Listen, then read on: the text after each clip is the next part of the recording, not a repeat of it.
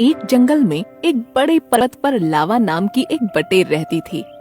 उसने झाड़ियों के पास एक सुरक्षित जगह देखकर अंडे दे दिए और उनकी अच्छे ढंग से देखभाल करने लगी। वह जब आसपास कहीं जाती तब अंडों को दूसरे जानवरों से बचाने के लिए घास फूस से ढक देती थी।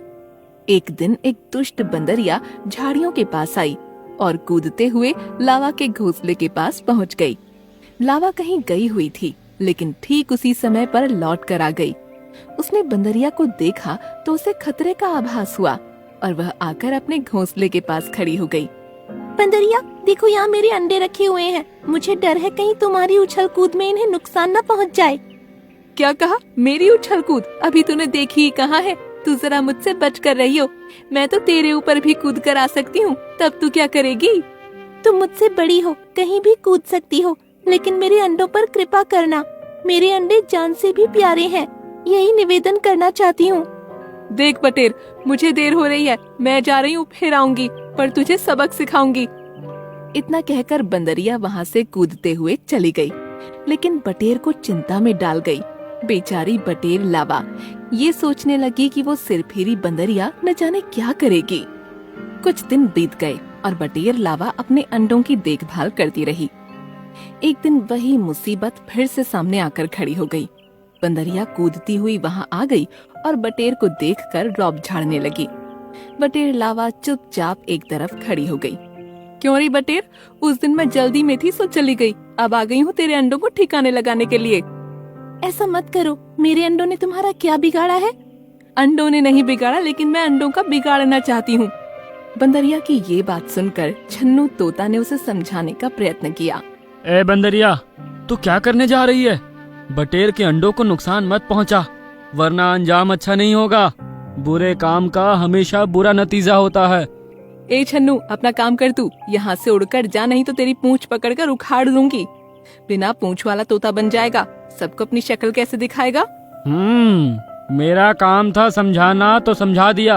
अगर तुम नहीं मानी तो उसका अंजाम तुम्हें भोगना पड़ेगा। फिर ये मत कहना कि छन्नू ने नहीं समझाया। इतना कहकर बंदरिया अंडों के पास पहुंच गई और दोनों अंडों को उठाकर कूदते हुए वहां से आगे बढ़ गई। उसे दोनों अंडे बहुत कठोर महसूस हुए। वो खुद चकित हो गई थी। वो सोचने लगी कि बटेर के अंडे इतने सख्त कैसे हो सकते हैं। अरे ये अंडे कैसे हैं? ये तो बहुत सख्त है। मेरे दांतों में बड़ी ताकत है, इन्हें फोड़ डालूंगी। इतना कहकर बंदरिया ने उन अंडों को दांत से दबाना शुरू किया और दबाती ही चली गई। उसने जब ज्यादा जोर लगाया तो उसके दांत ही टूट गए। अरे दैया, ये क्या हुआ? मेरा दांत टूट गया, बड़ी पीड़ा हो रही है, मेरी शक्ल भी बिगड़ गई, अब मेरी शादी कैसे होगी? दरअसल लावा ने पहली बार में ही बंदरिया की नीयत को भांप लिया था। बंदरिया के भावी खतरे को जानकर उसने अपने अंडों की सुरक्षा की योजना पर काम करना शुरू कर दिया था। उसे इस बात का विश्वास था कि बंदरिया आकर उसके अंडों को निश्चित तौर पर नुकसान पहुंचाएगी। उसने दिमाग के घोड़े दौड़ाए। वो पास के बाजार में जाकर नकली पत्थर के अंडे लेकर आ गई थी।